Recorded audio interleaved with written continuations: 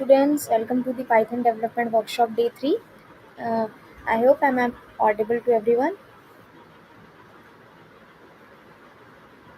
So in today's session, we'll see the dictionary, we'll see the Python sets, then we'll come on to the user-defined functions, that how you can define your own function inside Python, and then we'll finally come on to the recursion.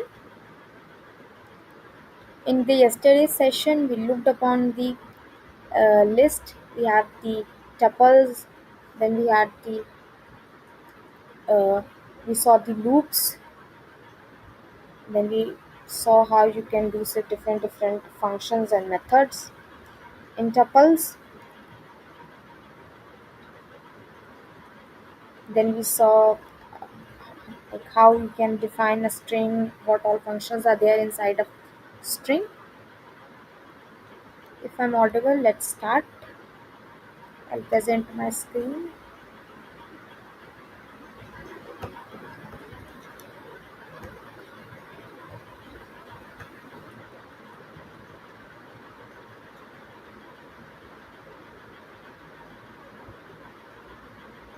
Am I audible to everyone?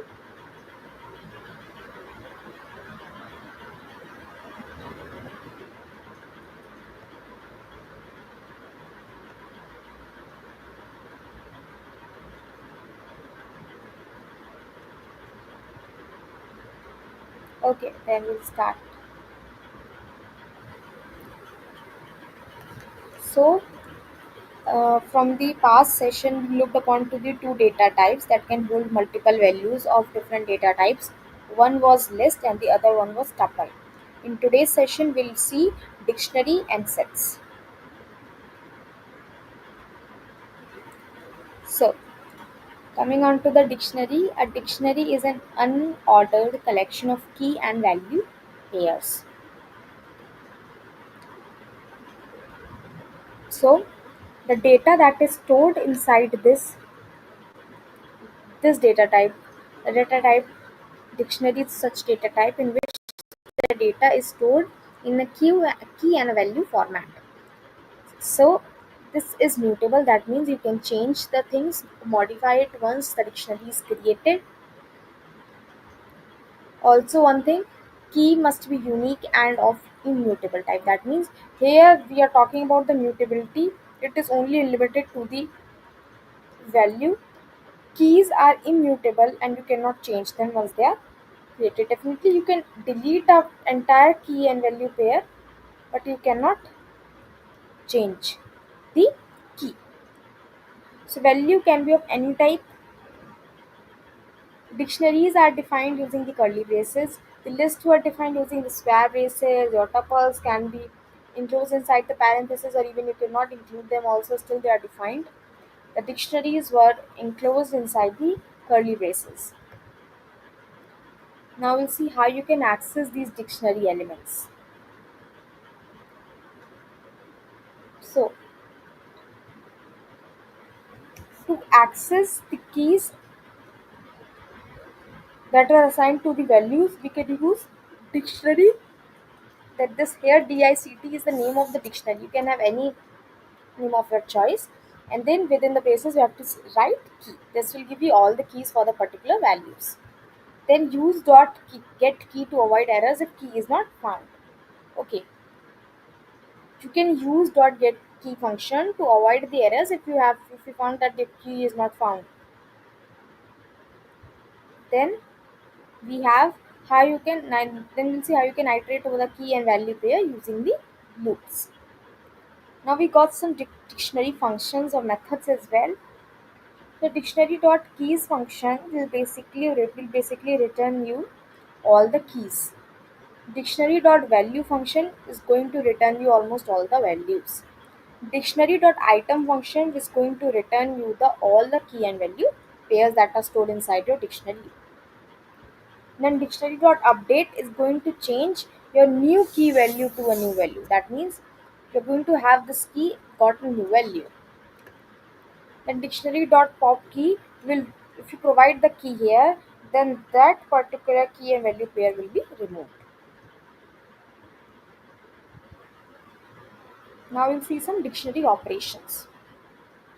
So coming on to the dictionary operations, we have keys in dictionary. That means if a particular key is there inside the dictionary or not using in operator. This will result into a bool value that means it is either going to return you true or false. Then we have the dictionary comprehension.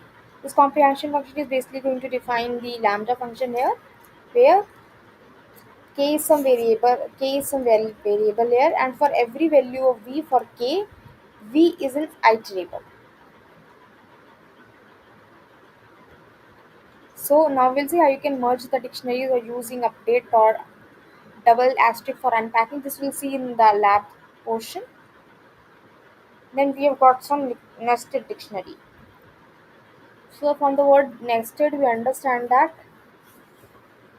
dictionaries that are stored inside a dictionary. So you can use you can always use dictionary.set default function to ensure that a particular value exists or not. Dictionaries are useful for organizing the structured data. For organizing the structured data means that for a particular serial number you got a particular value, then for a particular roll number you have a student name. So in this way it is useful for organizing your structured data.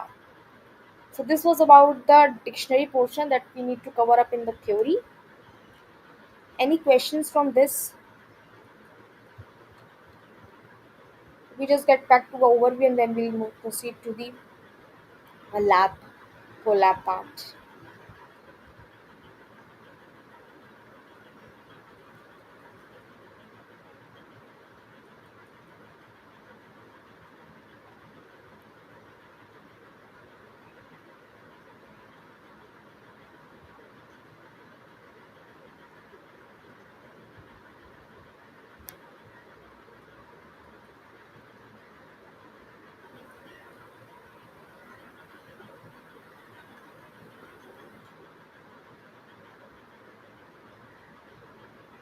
Students, let me know, is there any doubt with the dictionary, or we should move ahead with some problem statements?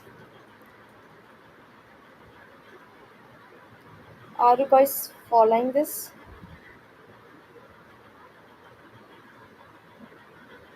Oh, just let me give me an overview again, and then I think some students are still joining in. So I'll just give you the dictionary overview again, and then we will proceed with the problems. Okay. So, dictionary, just like the list and the tuples we have covered in the previous session, it is same. Dictionary is a mutable data type, but here this mutability only counters for the value part, not for the key part. Key must be unique and should be immutable. Dictionaries are unordered data type, that means you do not have got any indexes for this. Then dictionaries are defined using the curly braces. Then we got, and you can access all the dictionary keys using the dictionary in the key to actually get the value of that particular key. Then you can use the dot get key function to avoid errors if you cannot find your key. You can iterate over the key and values using the for loops. Then we got some dictionary methods in which dictionary.keys function is going to tell you return you all the keys. Dictionary.value function is going to return you all functions. Dictionary.items is going to return you some key value pairs. Dictionary.update is going to update your is going to add you new key and new values. Dictionary.pop is going to remove that particular key value pair for which we have provided the key. Then we have dictionary operations. You can check that a particular key is there inside a dictionary not using the in membership operator. And then we have got some dictionary comprehension using the lambda function. Then we saw how you can merge your dictionaries using the update function or unpack your dictionary using the double asterisk.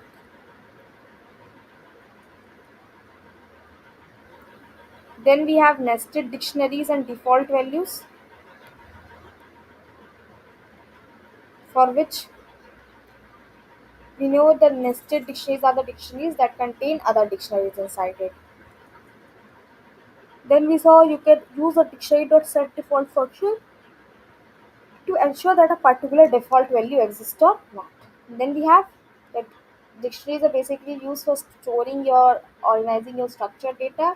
This structured data can be of anything. Suppose your roll number and the name of a student, your roll number and the marks of a student, your bank number and your savings account number and your balance or something relatable to it can be used to organize the data in the dictionaries. So any doubt?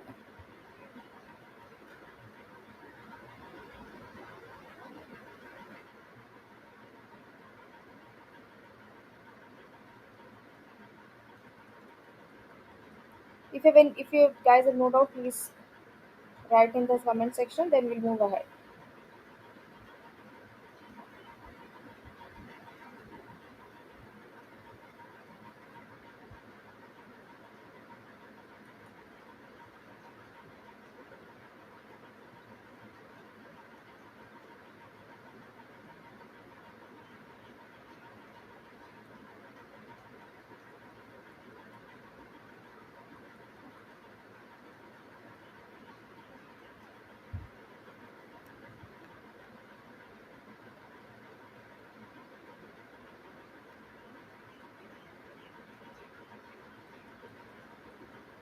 Okay, if you guys have no doubts, then we'll move ahead.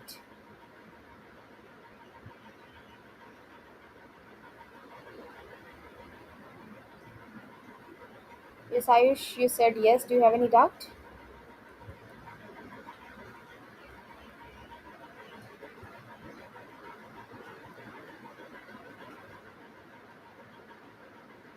Do you guys have any doubt, or should we move ahead?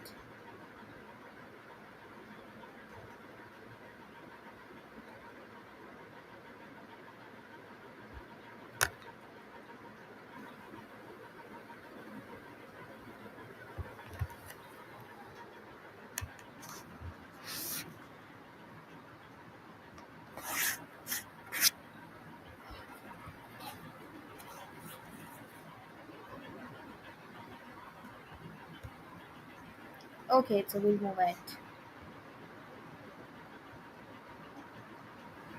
So let's suppose now we'll first see how you can define your own dictionary. So if I have a dictionary named D, let's say, and I just have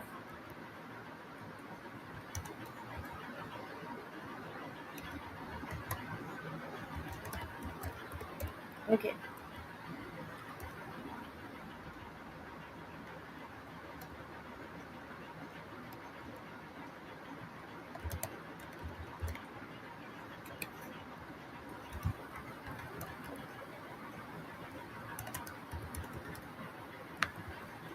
Okay, so suppose this is our dictionary. I've defined my dictionary. I'll just print this D.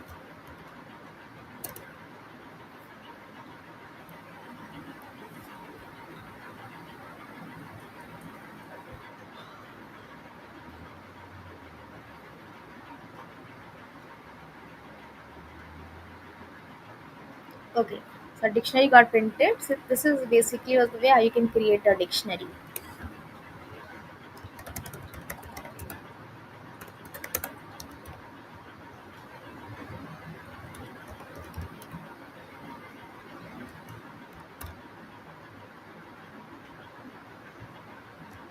Okay, now let's print this type of D. Let's see what does this belong. So your dictionary D belongs to a class of dictionary DICT.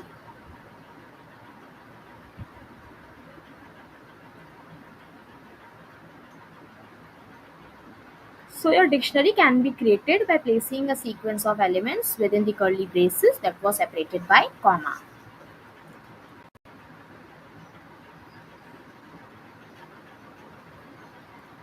Let's say we have a dictionary D1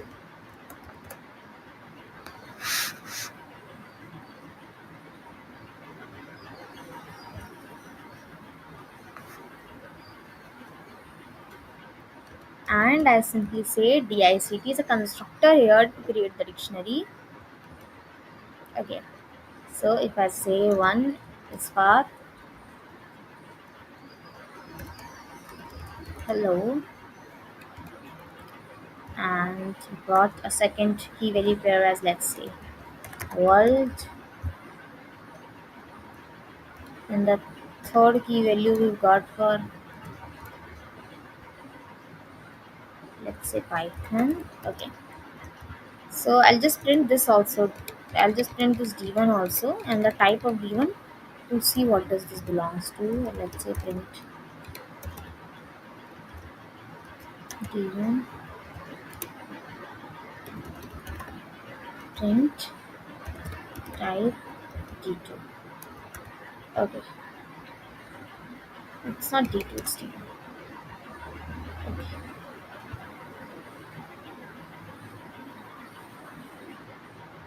Okay, so in this way you can create a dictionary using a dictionary constructor, and this will still belong to a class of dictionaries. Now we'll see how you can access the key using the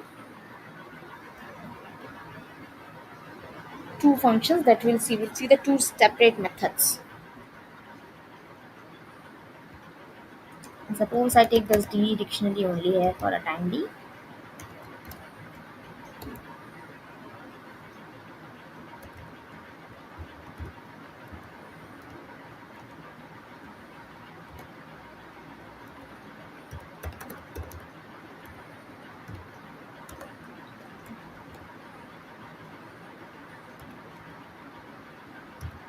Okay, so if I have this D, let's say, I simply say print D name. So name is not there, I'll just simply say hello. Okay.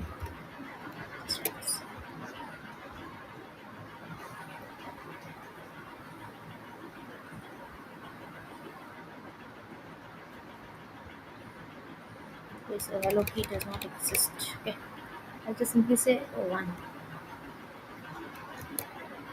Okay, so for this, it's this D is my dictionary name, and one is the key pair key. So for this key, we have got a value hello. Similarly, if I write print D2, correction, we have T.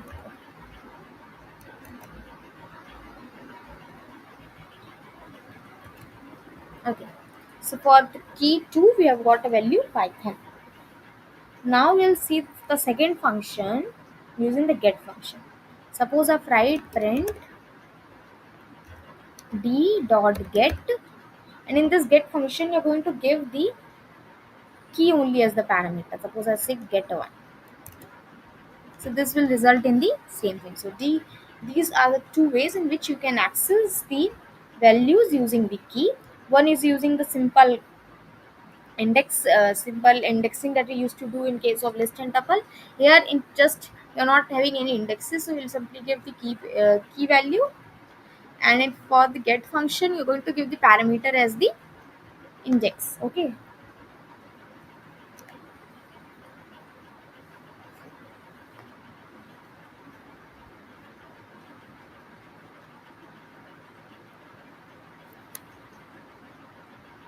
Now, did you get it till here?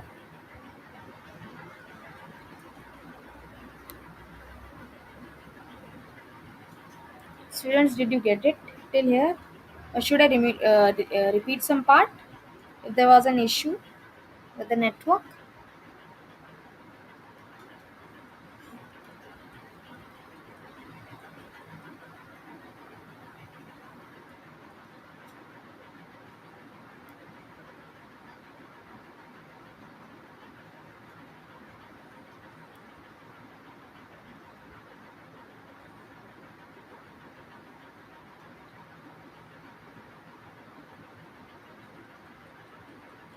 Students, should I repeat the part if you guys face some issue, or I should move ahead?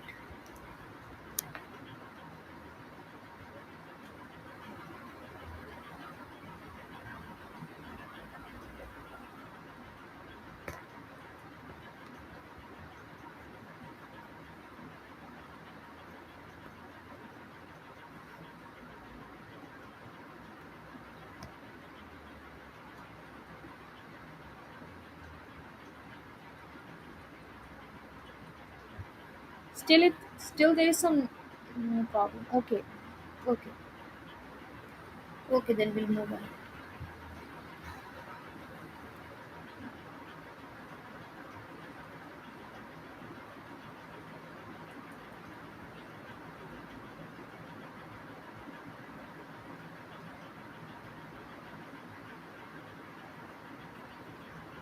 Now we'll see how you can add a new add a you can how you can add a new key value there.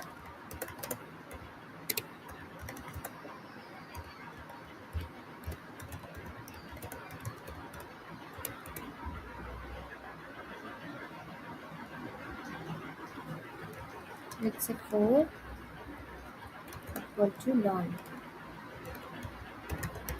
Okay,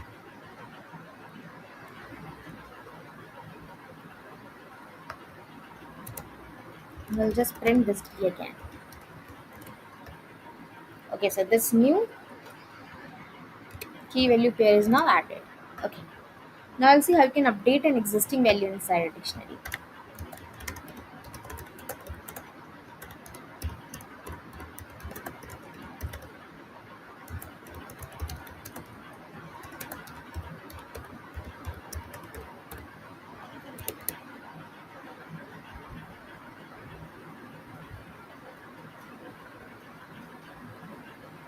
Suppose if I have D1 here, I just want to change it to, right now it is hello, I just want to change it to hi. Okay, I just print this D to see the changes have been made or not. So in this way you can update an existing value inside a dictionary.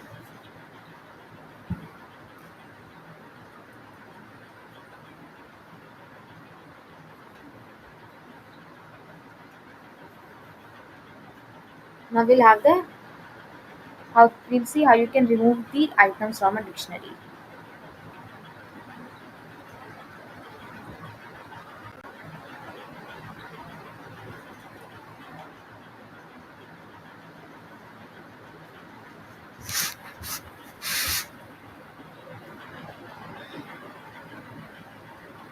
Suppose if I write del keyword here, it's T is a keyword here.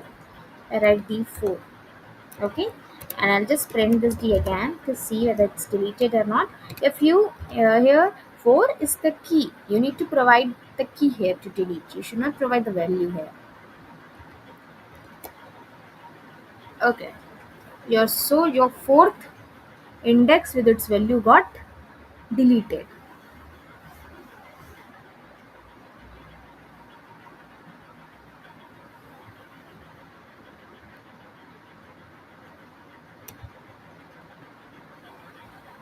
Now we have got a value.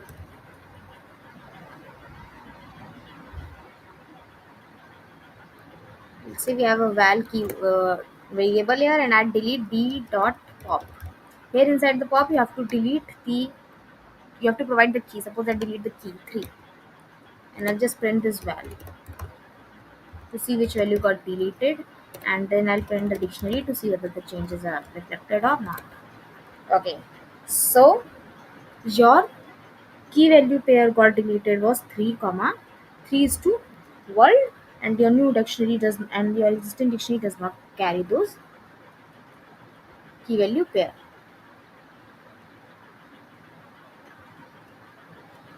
Now we'll see the pop item function. Suppose if I write key dot dwell equal to d dot pop item,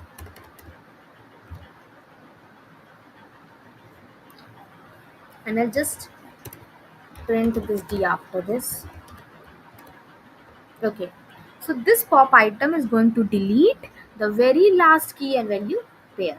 So I told you 3 ways of how you can delete the key value pair from a dictionary. One was del keyword, one was using the del keyword, the other one was dot pop function, and the last one was the pop item function. So what did you get it from here? Using the del keyword, you can remove an item by its key. Using dot pop function, you can remove an item by key and return its value.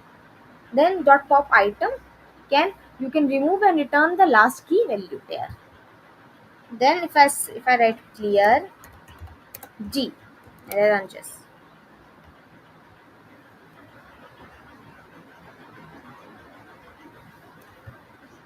Okay. Wait. I think in this here in dictionary, I think it's D dot clear. Okay. Okay. So this now your dictionary is empty. If I print this here,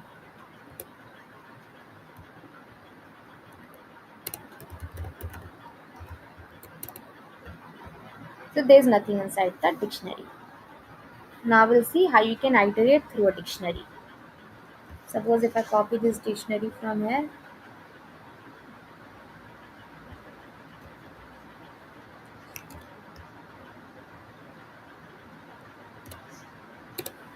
Okay.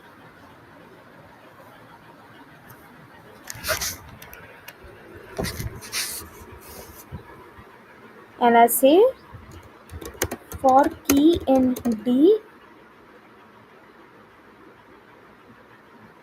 dot values function is going to return you all the values. Okay.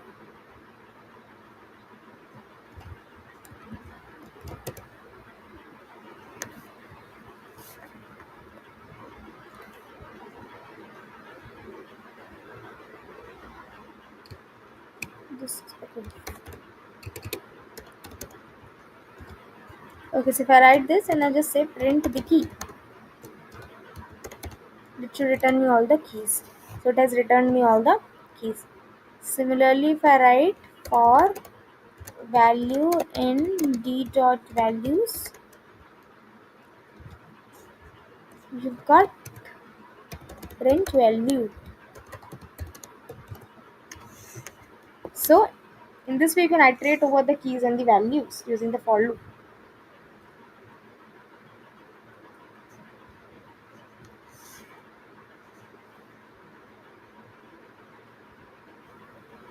Now we'll see how that a particular key is there inside a dictionary or not.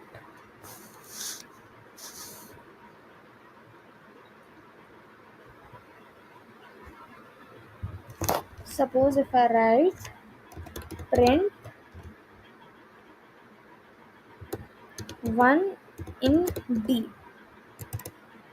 true. Here 1 is the key, remember. If I write print 4 in D, it will result in true or false because there is no key which is now 4 here.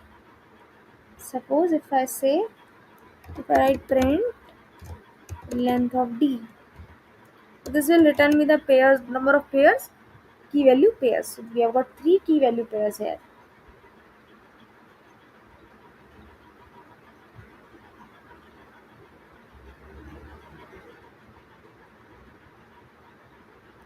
So I just have some different example here. If I say if I have a dictionary D and I've got the values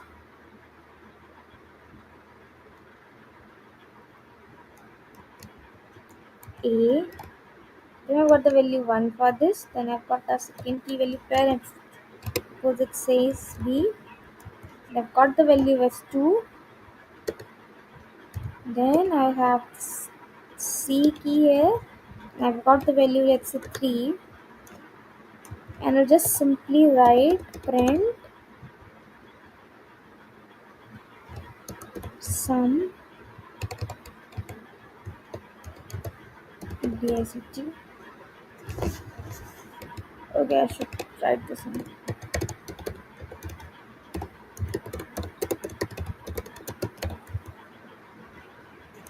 Okay, if I write here return sum, it's a already defined function, and I'll just give DICT here, dictionary.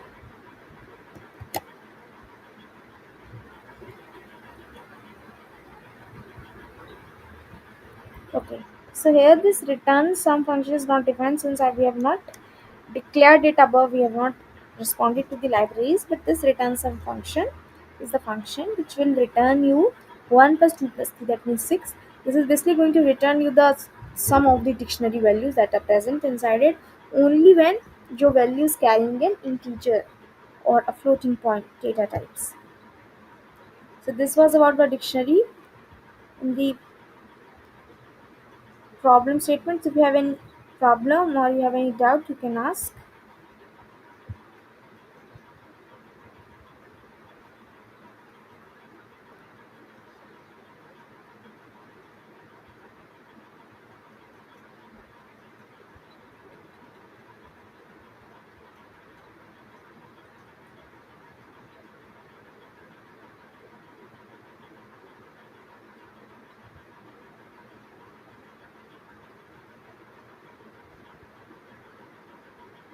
Yes, guys, do you have any doubt? If you have, you can write here.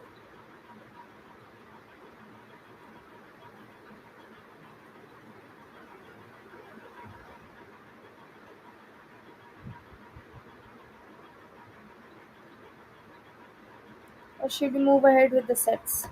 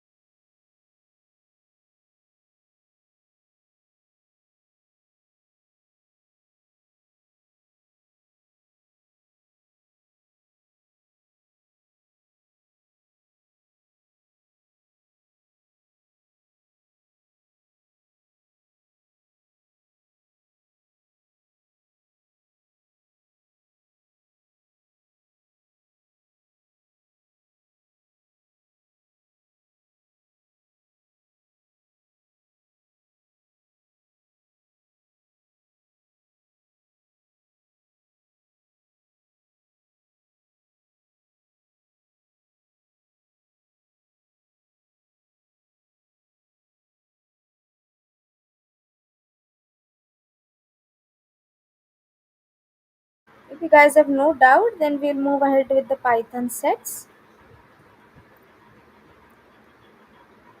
Also, if you guys are following up, then can you let me know that list is what type of, whether it is mutable, immutable, or tell me whether tuple is mutable or immutable, and then coming on to the dictionary, what was the basic condition that I told you for the mutability.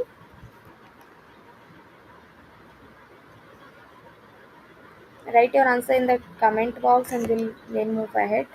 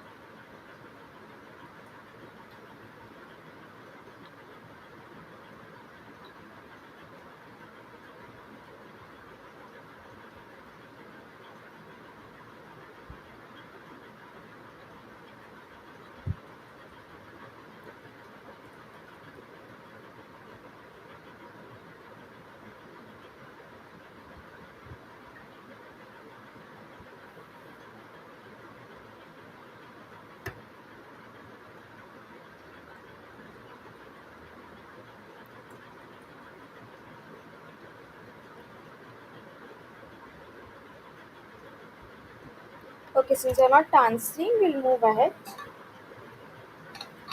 But I would request you to please know this. So, in the yesterday session, not coming on to the directly to the sets, when we discussed about the list, we saw that list can contain duplicate values, right? But these duplicate values were removed using the set constructor. What we were doing there, we were first converting our list to a set, due to which all our values that were duplicate were removed. Then we got that converted to again to a list, and then we got the duplicate values removed. So this was just the thing that we got over the sets. So coming on the sets, a set is an unordered collection of unique elements. Unique elements told you that it will not support any duplicate values. They are defined using the curly braces or using the set function or the set constructor. They do not allow any duplicate values. Sets support mathematical operations like union, intersections, and difference. And then we have unordered and unindexed. That means sets have not got any indexes and they are unordered. That means when you're printing the set, the values would have been arranged 1, 2, 3, 4, 5. But if you're again printing it second time, it would be 5, 4, 3, 2, 1. This order is not going to be maintained the same as it was in the other cases. Then we have how you can create a set. So there are ways in which you can create your set. You can create your set using the curly braces in which there are values inside the curly braces. You can use the set function where you're going to have the values inside it. Here I have 1, 2, 3, 4 as a list here. This is format is of list and we'll convert this list in using the set function. You can create the empty set using the set function. Remember, do not use the curly braces that does not hold any values to create an empty set. Basically, it is not going to create your empty set, it is going to create an empty dictionary. So this point is something that you need to remember. Then we have how you can access the set elements. So to access the set elements, basically you got no indexes. So since you have not got indexes, so basically we cannot access the elements. You can iterate in the set elements using the for loop. If I take an example here, and I've got set, let's say if I have a my set here that holds the value 10, 12, sorry 10, 20 and 30. If I write for item in my set is going to provide you all the items that are stored inside the set. Now I have a way how in which you can add and remove the elements. So to add the elements inside a set, you can use the add function. To update or to add multiple elements, you can have the update function. Then to remove or to like delete an element from a set, you can use the remove or the discard function. Then we've got pop function which returns an arbitrary element. Then we have the clear that will remove all the elements and make your set empty. Then we have got some set operations in which we have got four operations. Okay. We have the union, intersection, symmetric difference, and the difference. So, union is basically from the word union you can understand. It is going to return you all the possible values between the set 1 and the set 2. Intersection is going to return you only the common elements between the set 1 and set 2. Then we have got the difference function in which that means from set 1 minus set 2, if you write set 1 minus set 2, that means you are going to remove the elements of set 2 from set 1 and the remaining elements from the set 1 will be printed. So the union operation, intersection operation and the difference operation. In case of the difference, the order matters. How does the order matters? If you write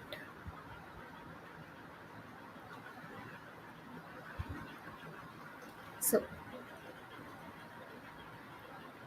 if you write set 2 minus set 1, that means all the elements of set 2 mine will set 2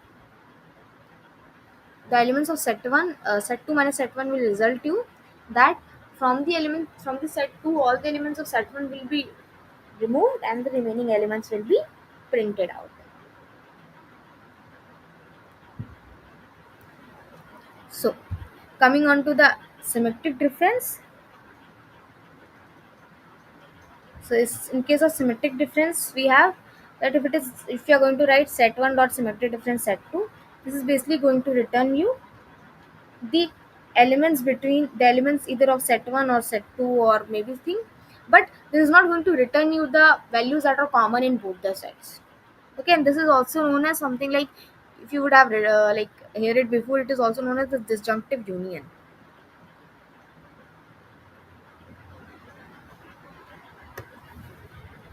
Now we'll see the set methods. So if we write is subset set 2, that subset dot is set subset set 2, that is going to check if set 1 is a subset of set 2 or not.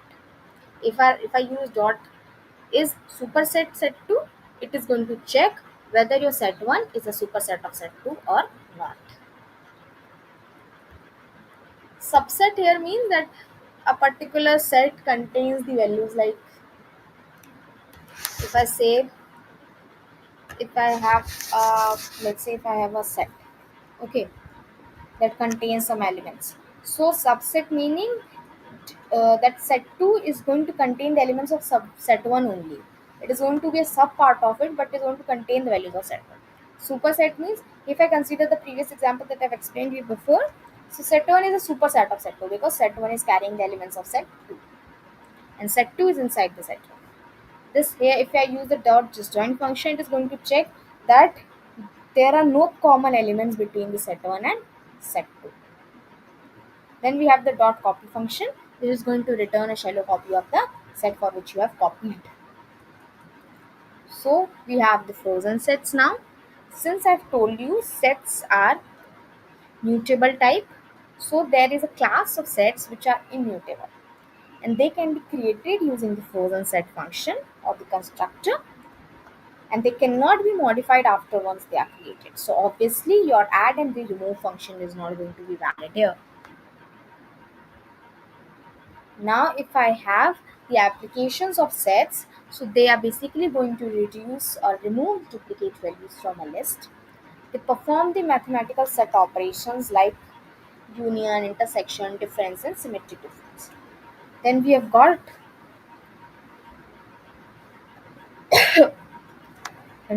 how sets are used to basically represent the relationship between the elements. That is, it can be either using the subset or the superset or the disjoint. These are the ways in which you can establish a relationship between the elements. Then we've got how you can check the membership of the particular element inside a set or not. So that is there any element that are present inside a set or not.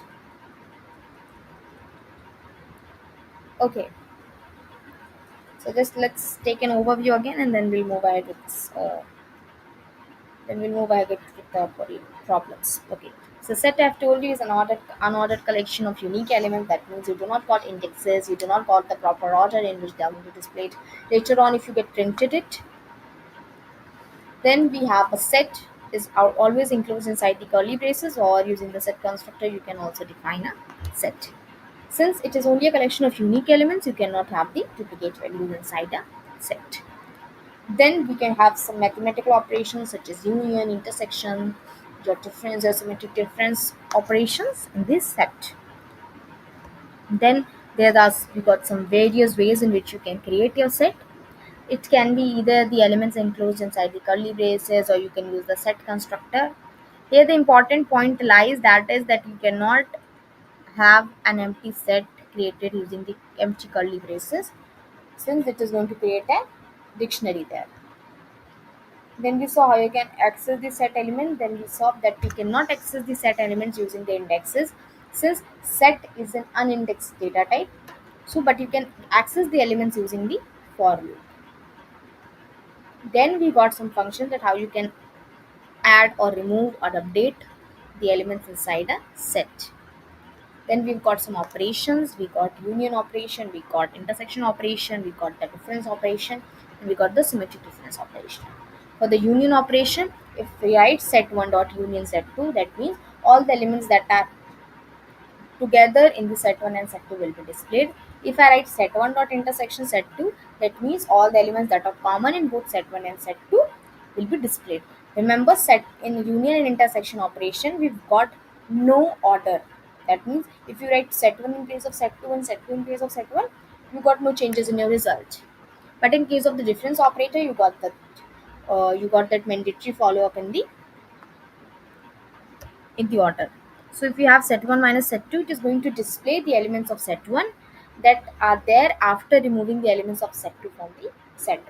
Similarly, if you are going to write set 2 minus set 1, the elements of set 2, the remaining elements of the set 2 will be displayed after removing the elements of set 1 from the set 2. Then we've got the symmetric difference. Symmetric difference is also known as the disjunctive union of the set, in which the elements from set 1 and set 2 will be displayed, but no common element between the set 1 and set 2 will be displayed in the result. Then we saw the set methods.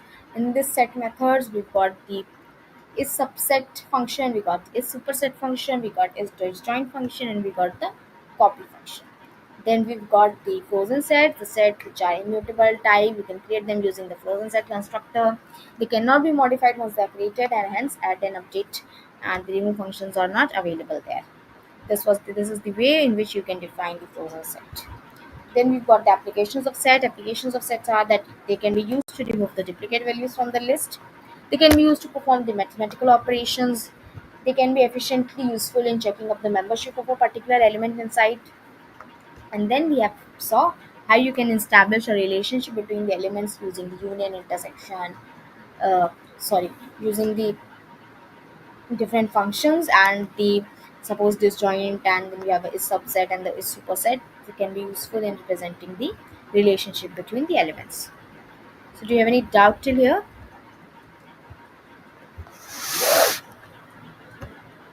If you have any doubt or something, please write up here.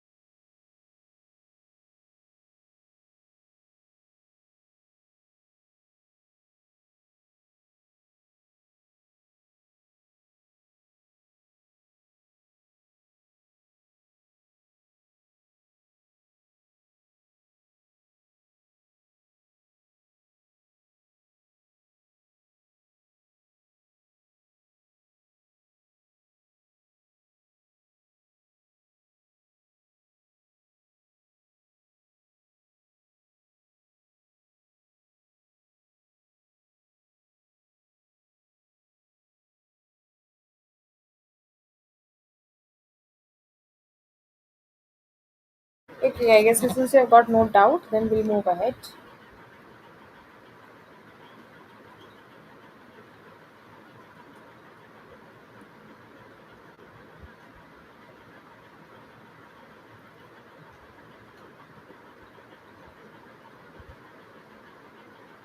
Okay,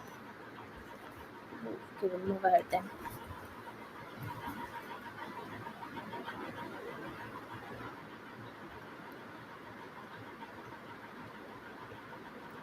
Suppose if I have a set S and I'll simply write 1 comma 2 comma 3. Okay, and we'll just print this as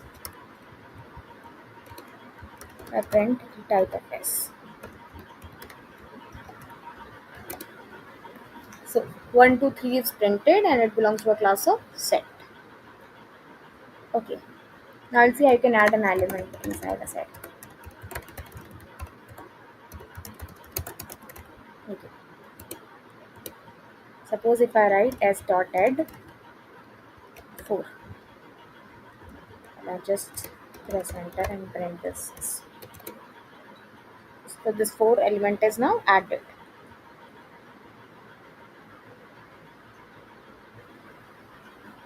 Now if I have a set, let's say 1, 2,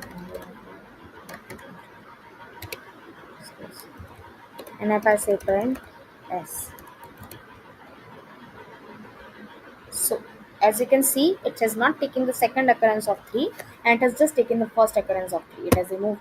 Suppose if I add the 5 here.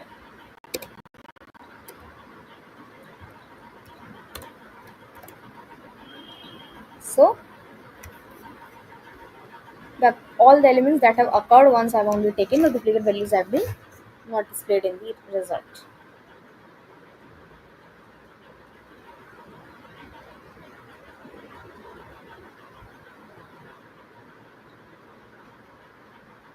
Suppose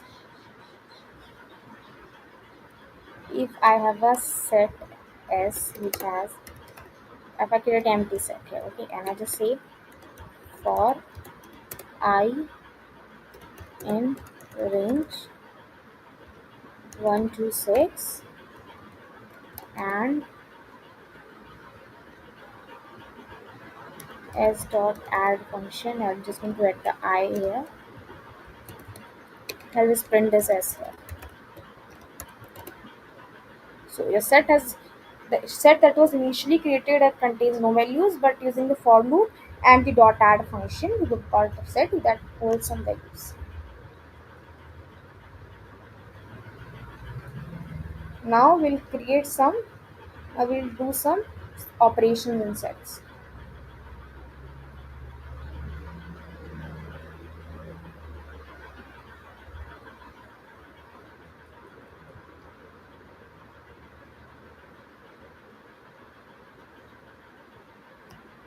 Okay.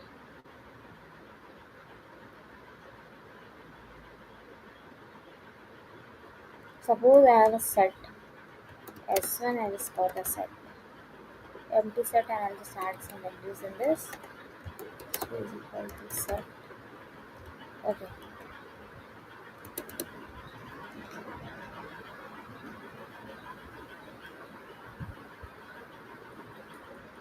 Suppose for I in range 1 to 11, I've got 1. Okay. And I'll just say S1 dot add I. Okay. And if I write for J in range 1 to 13, just say 2. Okay. If I say S2 dot add, if I say J. Here I'll just say I. Okay.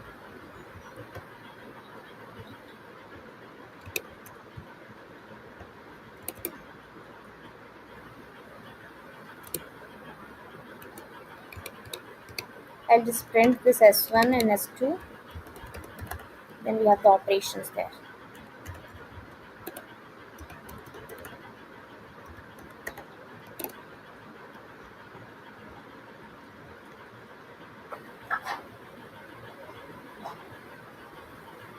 Okay.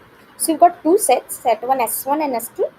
S1 has got the value 1, 2, 3, 4, 5, 6, 7, 8, 9, 10. Till 10 you have got every value. But for the case of S2, you have not got all the values from 1 to 13. You have got one uh, value skipped. Okay. So let's say if I perform the union operation, if I say x1 dot union s2. Okay.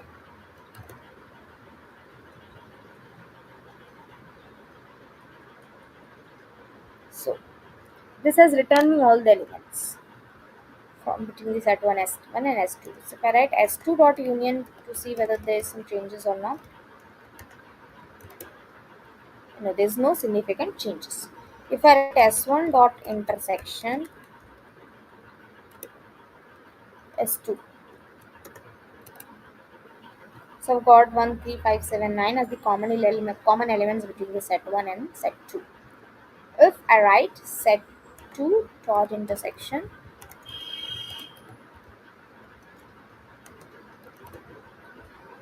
13579.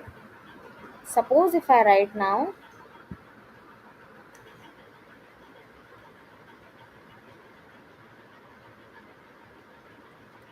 if I perform the difference operation here, if I write S1 dot difference set 2. So we've got the set 1 as this. So all the elements of set 2 have been removed and the rest of the elements are now printed. Now if I say set, right, S2 dot difference set 1. We have got the different values. So all the elements of the set 1 are removed from set 2 and only the remaining element of the set 1 was printed. Okay.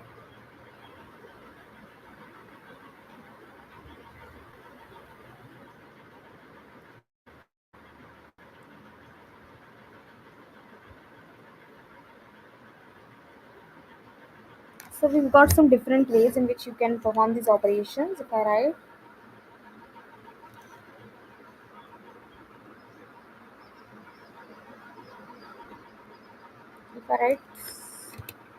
S1, S2. This is basically the union operator here. If I write S1 and S2. This is the intersection operator. Here. If I write S1 minus S2, this is a difference operator. Yeah. So this is our the second way in which you can perform these operations.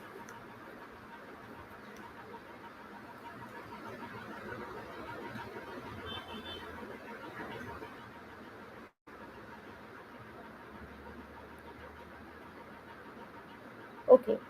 Now we'll see how we can clear the set.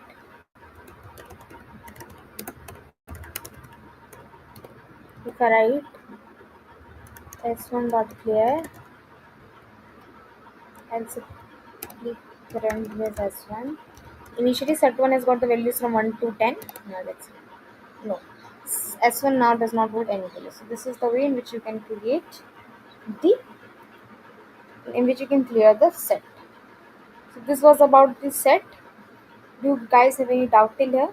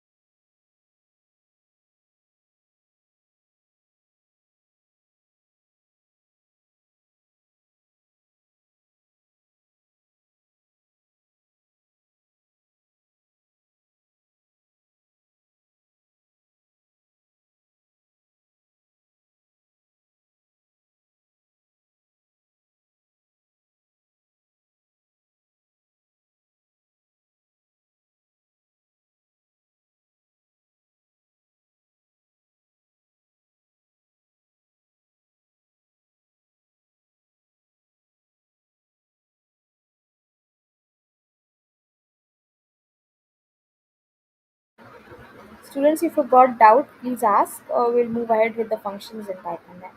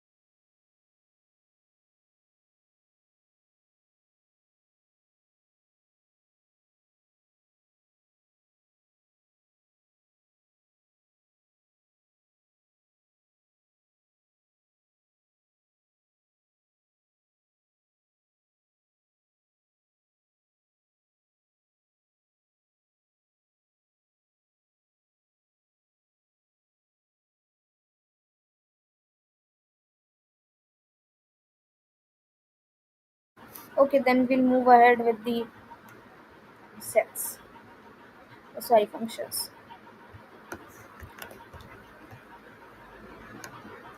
So what is a function? A function is a reusable block of code that performs a specific task. And why do we need this? We need this because if there is a function, if there is functioning that keep that we require again and again frequently to perform a certain task, we can declare it inside a function, and we can call the function every time we want to use. So in this way, you do not have to write that piece of code again and again. You just simply have to call the function. So a function is a reusable block of code that performs a specific task. It helps in the code reusability and modular programming, whereas it is declared using the def keyword. Like your function can have parameters, it cannot have the parameters, it may or may not return the values. It also helps in reducing the code duplication. You do not have to write a piece of code again and again. Then you had how you can define a function. So basically, when you want to define a function, we have got a syntax for it. So we use the def keyword here. Here def is a keyword to declare a function. This will ensure that the particular code inside that block of piece of code inside that block is a function. Then we've got a function name. Then we've got the parameters that you want to use inside a function. Then we've got a statements. And if you want to return a value, then we've got a return statement. Else if you have not got a return value, we do not have a return statement here. For example, if I say I have a greet for a function here, it has got the parameter name and it returns hello plus name. That is basically going to return your hello and the name, whatever you write it.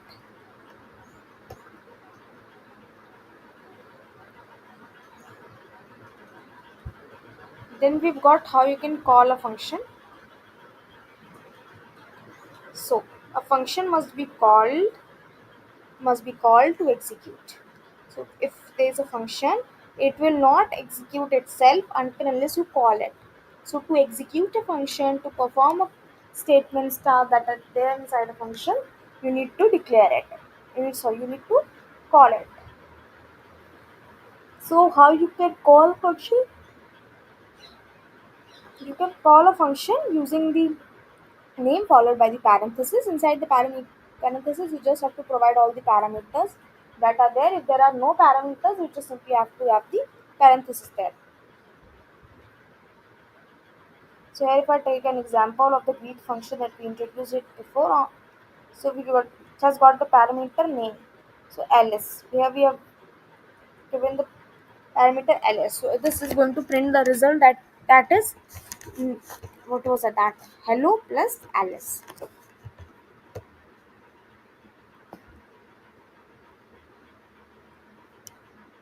then we have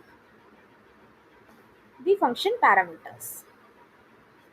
So a function can accept the parameters to process the data. There are types of arguments that are there: positional arguments, keyword arguments, default arguments, and variable length arguments.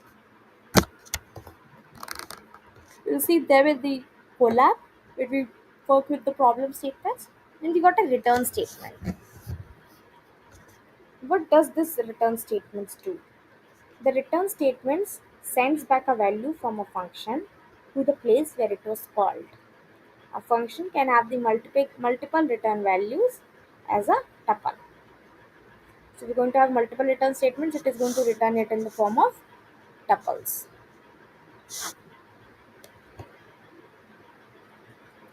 Now if I say I have an example of a function that is going to basically return the square of a number.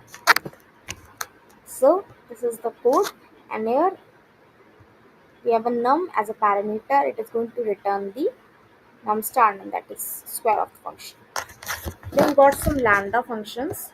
Lambda functions are the short one-line function that do not have a name, and they uses the keyword. Here in the normal functions we use the keyword def, but here we use the keyword lambda. The bit typically used for these short operations.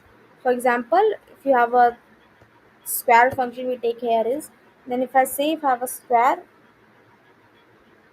and this square is going to hold the result for this function, and here lambda is a keyword, x is the parameter that is going to be used. If I say x is the number for which you have to provide a square, and if I simply say what is the function to get a square, we have x double star 2 or x star x. So if I to like run this or call this lambda function, we simply got square, and we have just have to provide the number for which you have to find out the square of a number.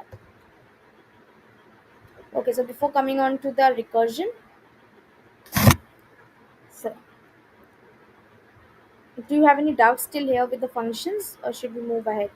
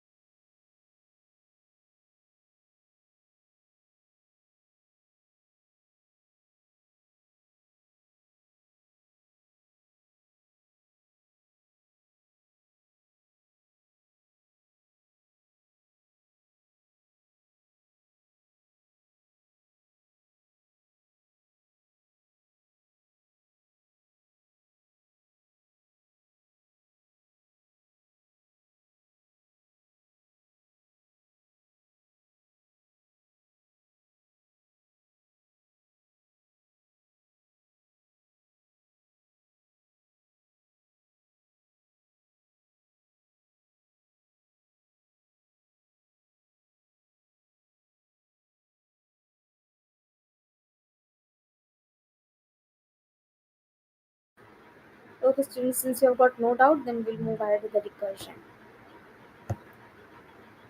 Okay,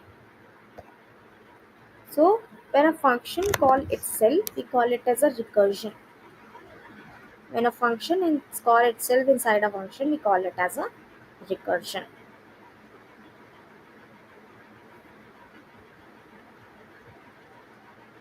Suppose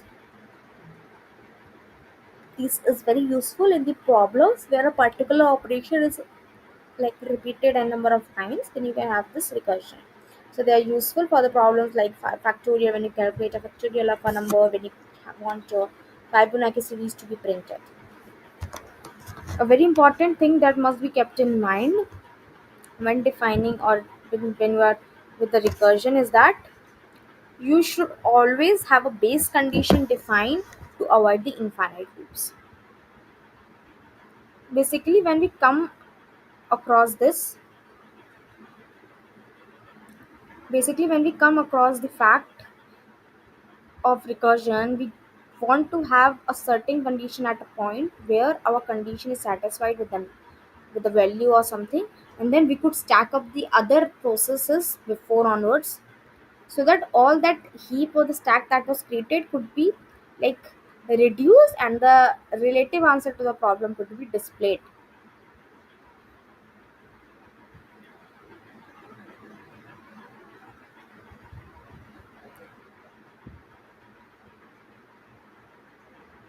So in Python, we have got basically got two types of functions: built-in functions and the user-defined functions. The built-in functions are the predefined functions in Python that are already defined inside a Python, such as your length function, your sum function, your print function. These functions are already defined inside the Python. The second category we have is of user-defined functions. This user-defined function These user-defined functions are the functions that are created by the user as per their compatibility. What type of operations they want to perform, what all the things that are there.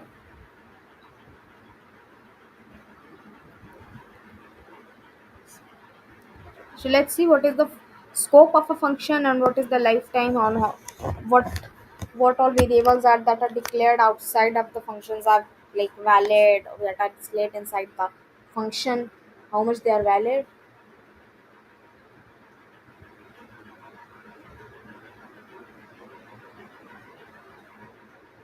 So functions that are declared, that variables that are declared inside of functions have the local scope.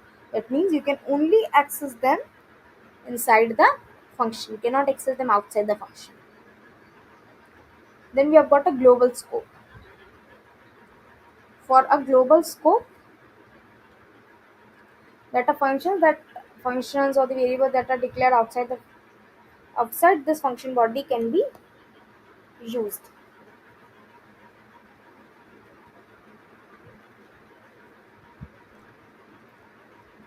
Then there are some non-local keywords that are used for modifying the variables in the nested functions. This we will see, but till the timing you can understand that these non-local keywords are basically used for modifying the variable that are there inside these functions or even inside the nested function. Then we'll see higher order functions and the closures. These are the two different categories of functions. We'll see then functions that basically takes the other functions, right? Functions that take the other functions as the arguments or return the functions, we call them as the higher order functions. And a function that return the another function is known as the closure. So the difference between the higher order functions and the closure is a closure is a function that returns the another function, and higher order function is the function takes the other function as the argument or the return functions. So this was about the set. Sorry, this was about the functions in Python. If you have any doubts, please let me know.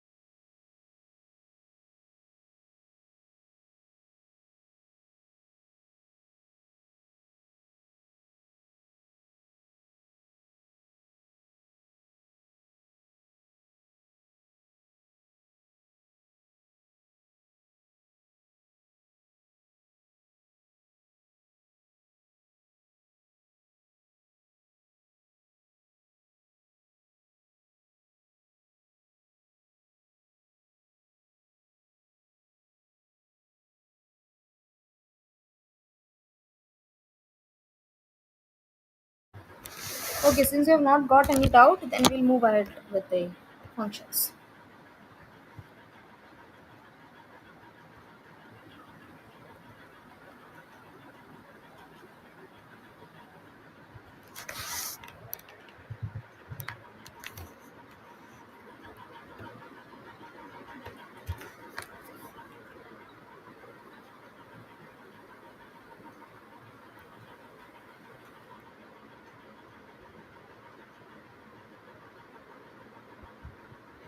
Okay, let's start.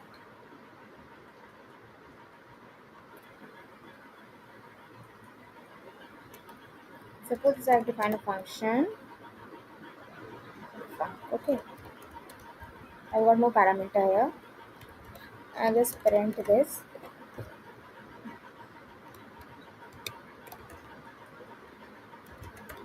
Let's learn Python.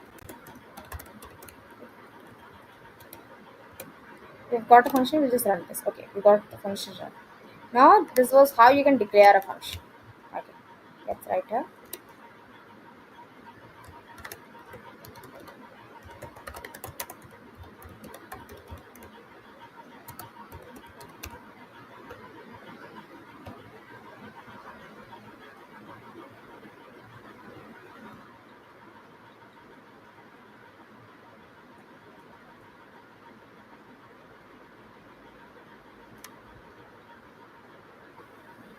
Suppose if I write fun, this is how you can call a function. So this way you can call a function. This now will say you can do.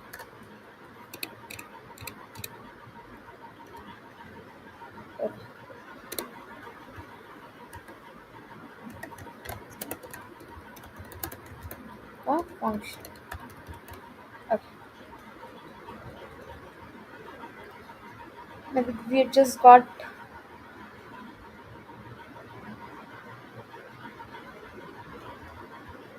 a function, let's say here,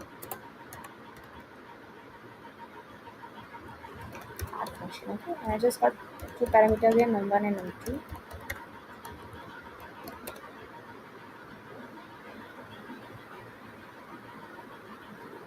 If I say return, we'll just print this simply.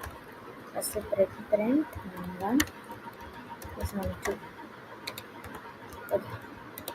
Now we get a function declared, and I'll just call this function. Let's say add fun and column 2. So this is the way on how you can declare a function to add the two numbers.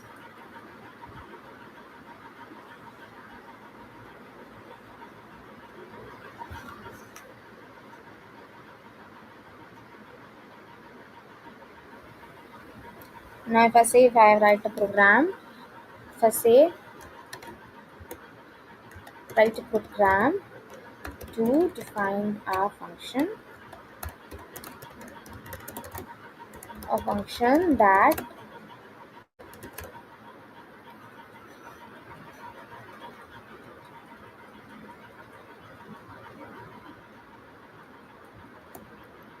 I say write a program to define a function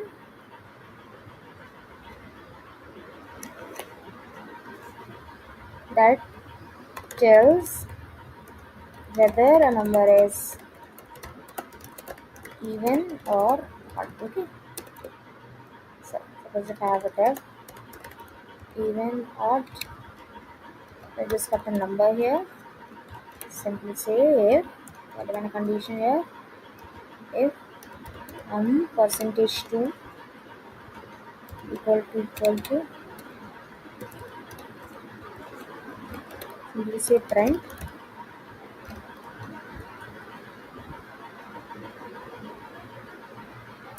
num is even. Okay. Suppose if I say else print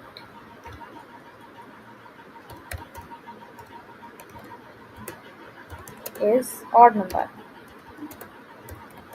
Okay. If I call this function even odd for two number, let's say if I say 3 and if I say even odd 6. So 3 is odd number and 6 is even number. This was the program on how you can tell whether number is even or odd. So we have got some arguments inside the functions. So the first argument type is a default argument type. A default argument type is a parameter that assumes a default value if a value is not provided in the function call for that argument. Okay, so let's see an example for the default argument.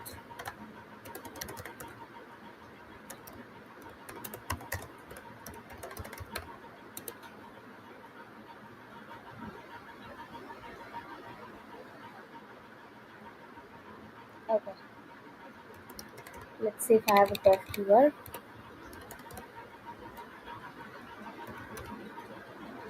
I have my function and I will say that x value and I just have y value equals to 2, let's say. Okay, I'll just say sorry.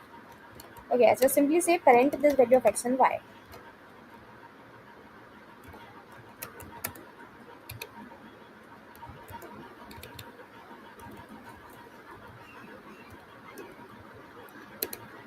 And I say print this y value.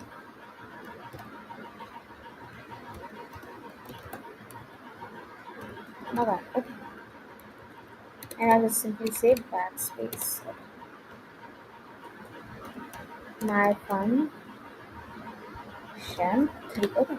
Let's check this out. So this is taken up the value of 2 itself. We have not given it the value for 2. If I give up the value of 2, let's say 4, then the value will be changed and will be changed to 4. Then we have got the keyword arguments. The keyword arguments allow you to specify the argument name with the value so that the caller does not need to remember the order of the parameters.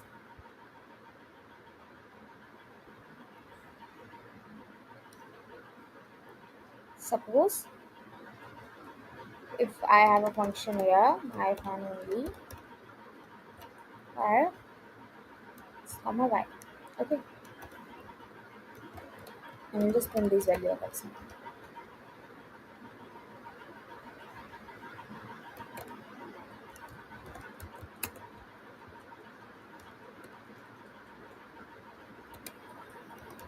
And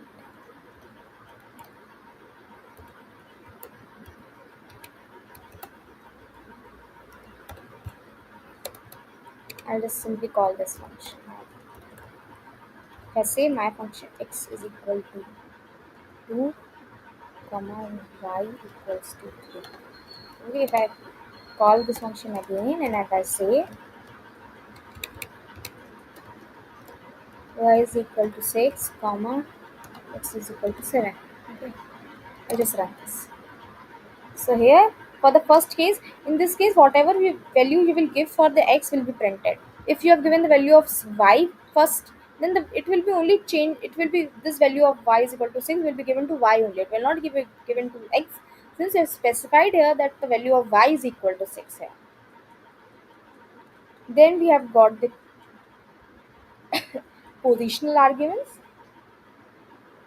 So we use the positional arguments during the function call so that the first argument is assigned to the first parameter and the second argument is assigned to the second parameter. By changing the position, or whenever you forget the order of the positions of the parameters, the values can be used in the wrong places. Similarly, if I copy this code here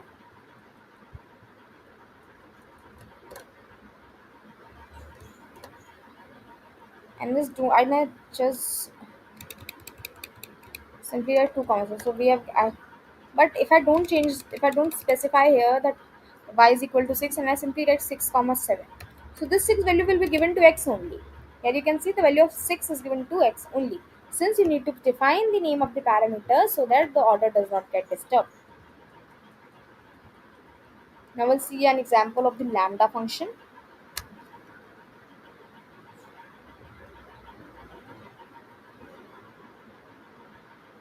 Before the lambda function, let's see an example of function how you can swap two numbers using the functions. I have a function swap and I have a write x comma y. So x is equal to, okay, let's store this value of x in there. So if I say a variable val is equal to x, then we have this x is equal to y,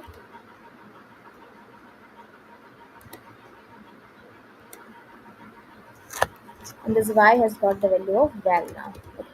So this was about how you can swap two values. And if I simply say call swap 2 comma 3, okay, and then print x comma y.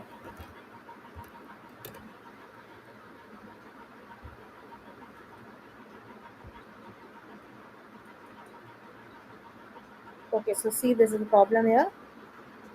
Let's print these lines. I guess they should work now.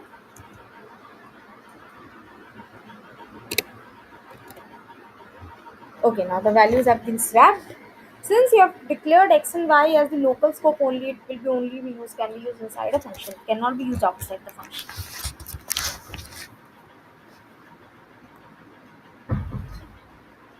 So in this way, you can swap the values. Now we'll see an example of the lambda function.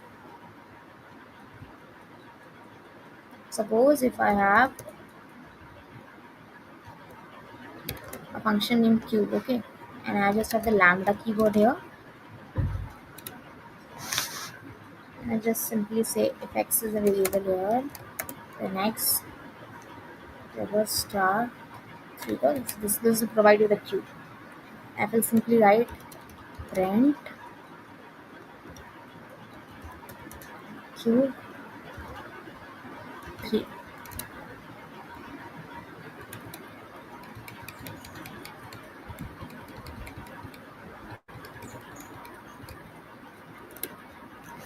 So this has returned me the cube of a number. So this was all about the functions, how you can declare your own functions and other things. We saw how you can have the lambda functions to define a cube. Then we saw how you can swap two numbers. Then we saw how you what are difference between position arguments, keyword arguments, and the default arguments. Then we saw whether a number is even or odd using the function. Then we saw how you can declare a function, how you can call a functions. Is there any doubt till here?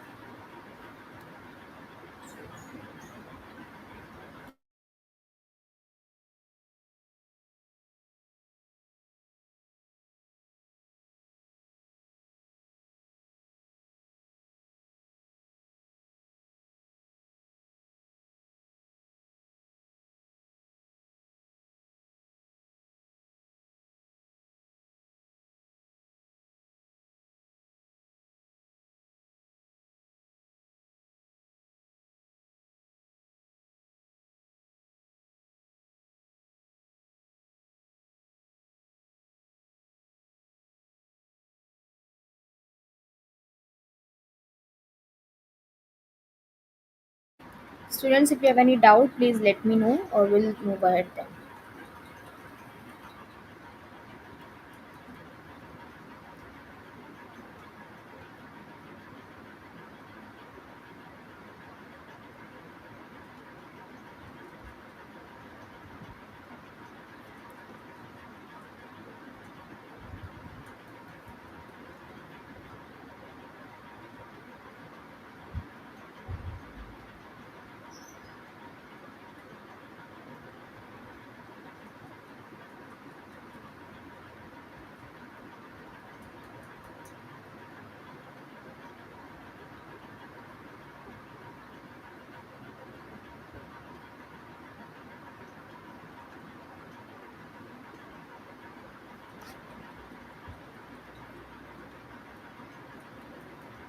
Okay, since you have not got any doubt, then we'll move ahead with the recursion. So recursion. Basically, recursion is a method where we call a function itself to solve the smallest subproblem. And we can only introduce this recursion when we know that there are similar subproblems that have got a similar solutions. We can combine those solutions to make our original solution of the problem. So the second statement says the same. That they are useful for the problems that can be broken into smaller and similar subproblems.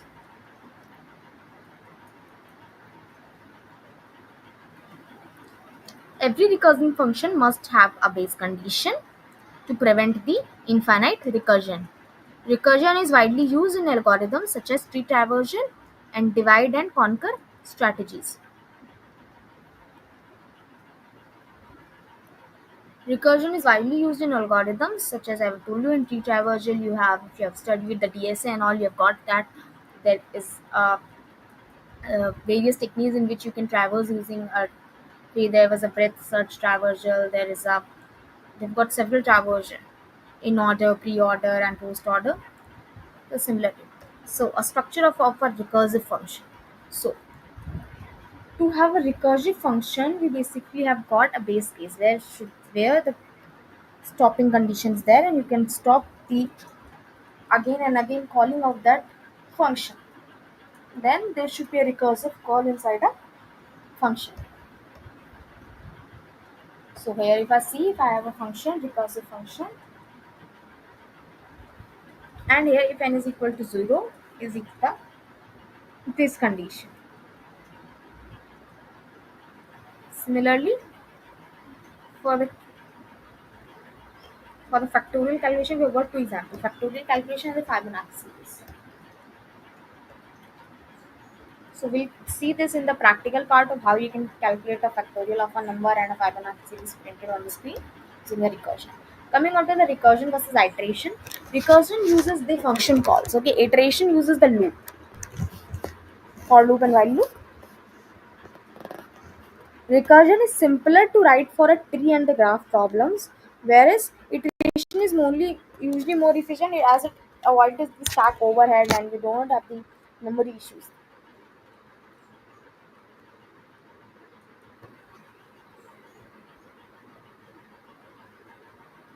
So we got a tree recursion, indirect recursion. Before that, we'll just simply see the factorial and the Fibonacci series problem.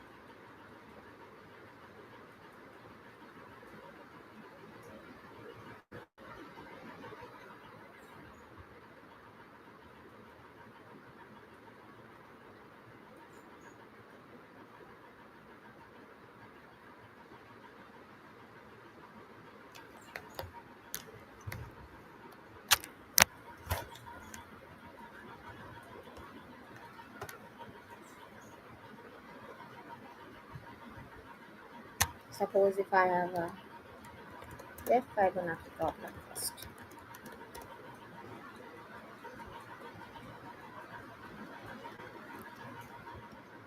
Okay.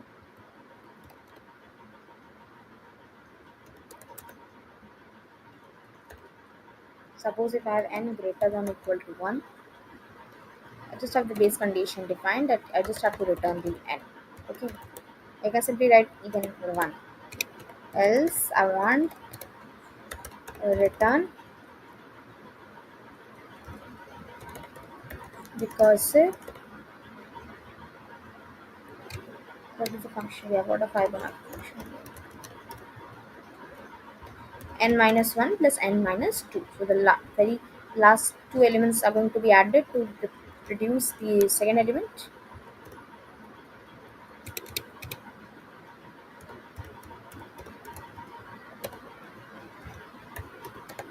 Okay.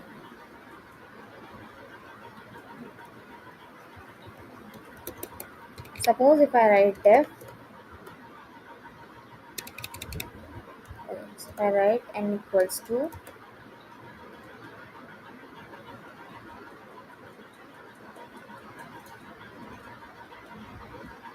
let's suppose if I write n is equal to 18 here. Okay.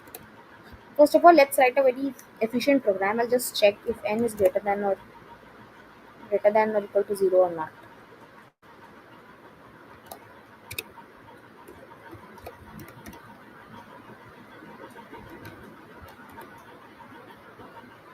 Like for n less than 0, we'll just simply write invalid output.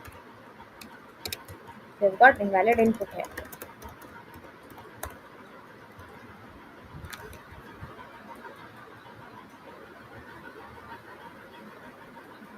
Then for the other case, we'll simply say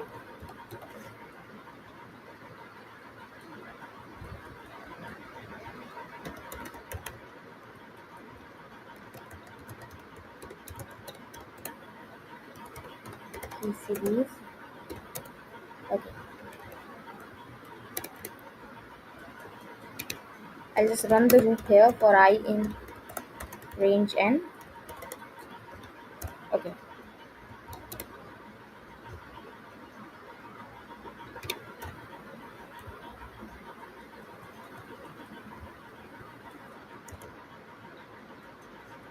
I'll just print Fibonacci I. Okay. Fibonacci I is the function calling of the function. Like this. Okay. So you've got the first 18 elements. So I'll just reduce it to 10 range. Okay. So we've got the first 10 elements of the Fibonacci series. Now if I see the another problem statement, that is to calculate the factorial of a number. Alright. Okay. Simply say base condition I'll define and then put 1 return else return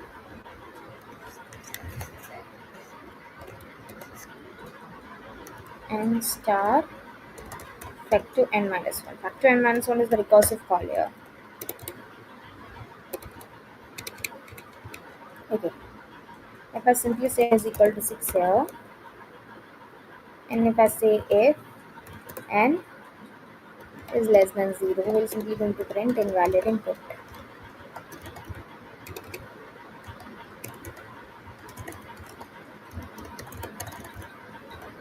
Okay.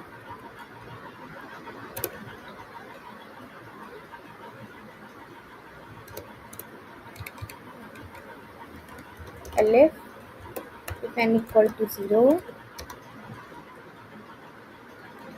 so we got the print statement as that factorial of a 0 is factorial of a 0 is 1. Else print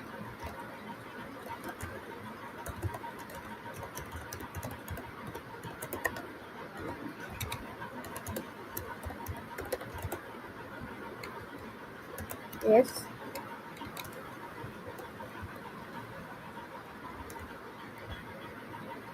factor n. Okay, we'll just call function here.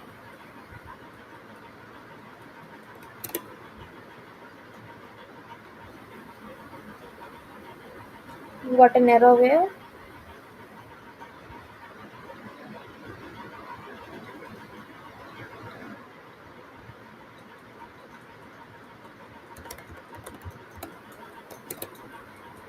okay, so the factorial of a 6 is 720.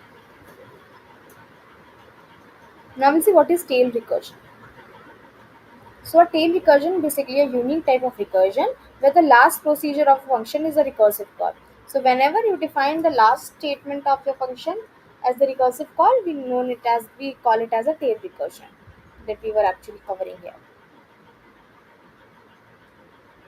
So a tree recursion is where you try to make your functions call multiple times. Okay, this is where it's a tree recursion. So here your function is calling itself multiple times. Indirect recursion is a recursion in which multiple functions call each other in a cycle. That means you have you have a first recursive call. This first recursive call is now again calling the function. So this is an indirect recursion. Tail recursion is a special case where the recursive call is the last operation. That means the last call is the recursive call. Then we saw some of the advantages and the disadvantages of recursion.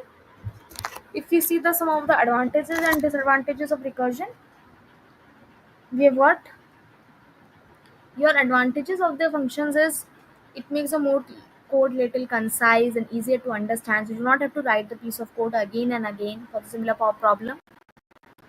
This is basically useful in the draft traversal than the tree traversal. We've got a disadvantages. The disadvantages is that this recursive call basically deals with requires a high memory usage. This high memory usage maybe may make your machine little slower. Okay, this will also lead to a condition known as stack overflow. The stack overflow will occur if the base condition is not defined. Then we've got why into using recursion. You can use a recursion when your problem can be broken down into a simpler subproblems of the similar type. Then you can use this recursion where you have the tree, you have a graph traversal, you have the backtracking problems and other things. Then it is useful for the techniques such as the that has the divide and conquer that uses the divide and conquer algorithms such as a merge sort, a quick sort. These are some of the sorting algorithms that you must have read or will study in your higher studies. So then we have got that recursion basically simplifies your implementation and your understanding. So this was about the recursion. If you have any doubt here, you can ask.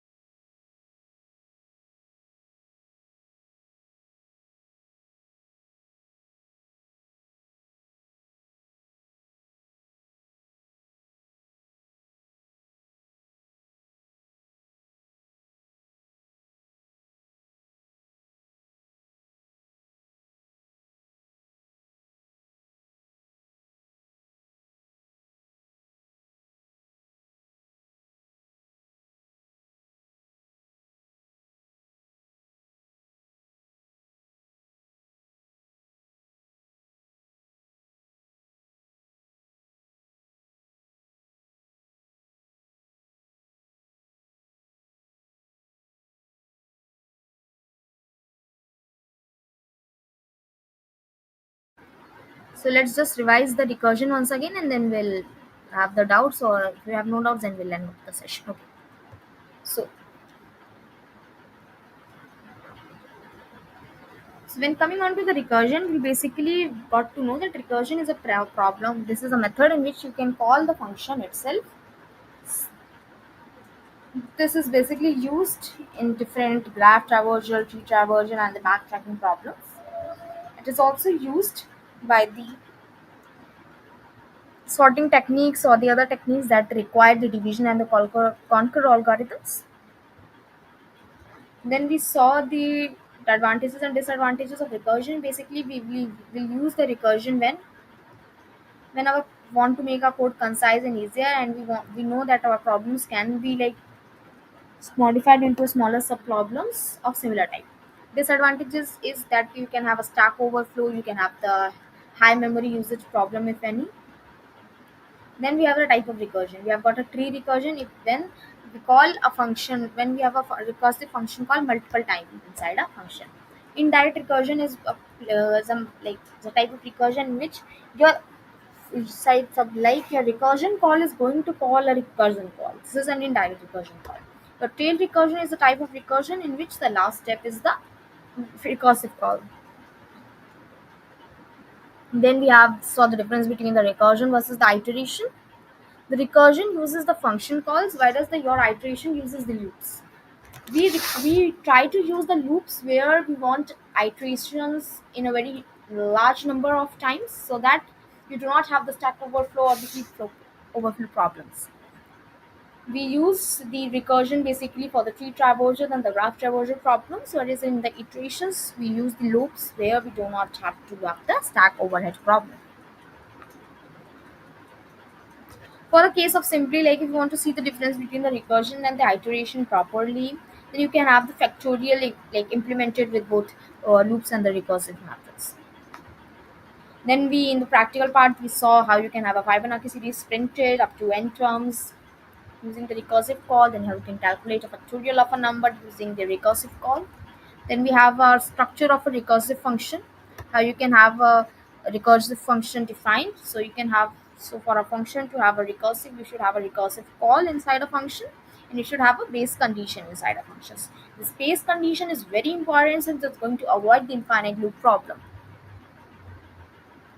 Then, so this was all about the recursion that we studied. If you have any doubts till here, we may take up.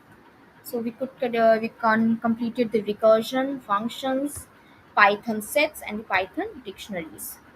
For tomorrow sessions, we'll basically take up the file handling, exceptional handling, classes, and objects in Python. If you have any doubt, please write it here in the comment section. If you have no doubt, then we'll end it. I'll just wait for the next 1 minute more, and then we can end it.